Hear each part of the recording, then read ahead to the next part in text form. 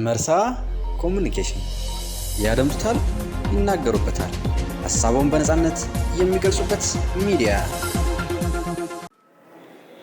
ጤና ይስጥልኝ ክቡራን አድማጮቻችን እንደምን አላችሁ? ይህ በየወሩ በመርሳ ከተማ አስተዳደር የመንግስት ኮሙኒኬሽን እየተዘጋጀ የሚቀርብላችሁ የሬዲዮ ፕሮግራም ነው። እስከ ዝግጅታችን ፍጻሜያችን አብራችሁን ቆዩ። በመጀመሪያም አርዕስተ ዜናዎቹ መርሳ ከተማ ውስጥ የማህበራዊ ትስስርን ማጎልበትና ሌሎች በጎ አድራጎት ተግባራትን እያከናወነ መሆኑን ቀይ መስቀል አስታወቀ። አጋርና ባለድርሻ አካላትን ያሳተፈ ከተማ አቀፍ የገቢ ንቅናቄ መድረክ ተካሄደ። መርሳ ከተማ ውስጥ የማህበራዊ ትስስርን ማጎልበትና ሌሎች በጎ አድራጎት ተግባራትን እያከናወነ መሆኑን ቀይ መስቀል አስታወቀ። በሰሜን ወሎ ዞን መርሳ ከተማ ውስጥ የማህበራዊ ትስስርን ማጎልበትና ሌሎች በጎ አድራጎት ተግባራትን እያከናወነ መሆኑን በሰሜን ወሎ ዞን ቀይ መስቀል ማህበር ቅርንጫፍ ጽሕፈት ቤት የመርሳ ሀብሩ ማስተባበሪያ ማዕከል አስታውቋል። ፕሮጀክት ቀርጾ በከተማ ውስጥ ለሚገኙ ለተለያዩ አጋርና ባለድርሻ አካላት ስልጠናና የግንዛቤ ማስጨበጫ በመስጠት ላይ መሆኑን ቀይ መስቀሉ ገልጿል። ፎረም ኮሚቴና የበጎ ፈቃድ አባላት አደረጃጀቶችን ፈጥሮ በወጣቶች የህይወት ክህሎት፣ በስነ አእምሮ ግንባታና በሌሎች ኢትዮጵያዊ እሴትን በሚያዳብሩ በጎ አድራጎት ተግባራት ዙሪያ ስራዎች በመከናወን ላይ መሆኑ ተገልጿል።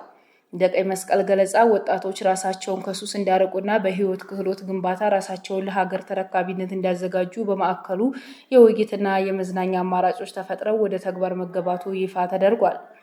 መርሳ ከተማ ውስጥ ውሃና ፍሳሽ አገልግሎት ድርጅት ጀርባ ላይ በሚገኘው የቀይ መስቀል ማስተባበሪያ ማዕከል የፑልና ካራምቡላ፣ የዲኤስቲቪ አገልግሎት፣ የጆተኒና ቴብል ቴኒስ፣ የኢንተርኔትና ነፃ የሻይ ቡና መዝናኛ አማራጮች በተደራጁ በጎ ፈቃደኛ ወጣቶች አገልግሎት እየተሰጠ በመሆኑ እድሜና ጾታ፣ እምነትና ብሔር ሳይገድበው ድንበር የለሽ አገልግሎት የሚሰጠው ቀይ መስቀል ማህበር የመርሳና አካባቢው ወጣቶች አቅርቦቱን እንዲጠቀሙበት ጥሪውን አቅርቧል። እንደ ቀይ መስቀል ገለጻ ማህበሩ ከህዝብና ከለጋሽ ድርጅቶች ያገኘውን ሀብት መልሶ ለህዝብ አገልግሎት የሚሰጥ መሆኑን አስታውቆ በስነ አእምሮ ባለሙያዎች ችግር ለገጠማቸው ወገኖች የምክርና የሪፈራል ስርዓቱን የተከተለ የሕክምና አገልግሎት እንደሚሰጥ ማህበሩ አስታውቋል። አጋርና ባለድርሻ አካላትን ያሳተፈ ከተማ አቀፍ የገቢ ንቅናቄ መድረክ ተካሄደ። በሰሜን ወሎ ዞን በመርሳ ከተማ አስተዳደር ገቢዎችና ከተማና መሰረተ ልማት ጽሕፈት ቤት በጋራ በተሰናዳ መርሃ ግብር አጋርና ባለድርሻ አካላትን ያሳተፈ የ2018 በጀት ዓመት የገቢ ንቅናቄ መድረክ ተካሂዷል። የንቅናቄ መድረኩን የገቢ ዕቅድ ሰነድ ያቀረቡት የከተማ አስተዳደሩ ገቢዎች ጽሕፈት ቤት ኃላፊ አቶ መለሰ ወልደየስ በ2018 በጀት ዓመት ከመደበኛ ገቢ 113,393,674 ብር፣ ከአገልግሎት ገቢ 120,889,186 ብር በድምሩ 234,282,860 ብር ከተለያዩ የገቢ አርዕስቶች በከተማ ደረጃ ገቢ ለመሰብሰብ ታቅዶ ወደ ስራ እንደተገባ ይፋ አድርገው እቅዱን ለማሳካት የአጋርና ባለድርሻ አካላትን በውጤት የሚለካ ቁርጠኝነትና ኃላፊነትን ይጠይቃል ብለዋል። የመድረኩ ተሳታፊ አጋርና ባለድርሻ አካላትን ከመገፋፋት ወጥተው ሁሉም በተቀናጀና በተናበበ መንገድ ኃላፊነቱን መወጣት አለበት፣ አፈጻጸሙን በሚመለከታቸው አካላት እየተገመገመ መመራት ይገባል ብለዋል። ተሳታፊዎቹ አክለውም የ2018 በጀት ዓመት እቅድ ከአምናው ጋር ሲወዳደር በእጥፍ በመጨመሩ ሰፊ ጥረት ይጠይቃል። ገቢ ለመሰብሰብ መሬት መሸጥ የመጨረሻ አማራጭ መሆን እንዳለበትና እንደ ከተማ ከሊዝ የሚሰበሰበው ገቢ ክፍተት ያለበት በመሆኑ መፍትሄ ይሰጠው፣ የጨረታ ሕጎችም ሊከበሩ ይገባል ብለዋል። ሁሉም ከገቢ ጋር ግንኙነት ያላቸው ተቋማት እቅድ ተሰልቶ እንደተሰጣቸው ተገልጾ በከተማው አገልግሎት ገቢና በቀበሌ አስተዳደር የሚሰበሰበው ገቢ ተለይቶ ባለቤት ሊሰጣቸው እንደሚገባ ተሳታፊዎቹ አንስተዋል። በከተማዋ መውጫና መግቢያዎች የተጠናከረ ኬላ ተዘጋጅቶ የቀረጥ ስራዎች እንዲሰሩ ተሳታፊዎች አሳስበዋል። የመርሳ ከተማ አስተዳደር ከንቲባ አቶ መሐመድ ያሲን የገቢ ጉዳይ የከተማ የህልውና ጉዳይ መሆኑን ተናግረው ሁሉም ገቢ የሚሰበሰብ ተቋም በተሰጠው እቅድ መሰረት በፍጥነት ወደ ተግባር መግባት እንዳለበት አሳስበው የገቢ ጉዳይ የከተማው አመራርና ባለድርሻ አካላት የትኩረት ማዕከል ሆኖ እየተገመገመ ይመራል ብለዋል።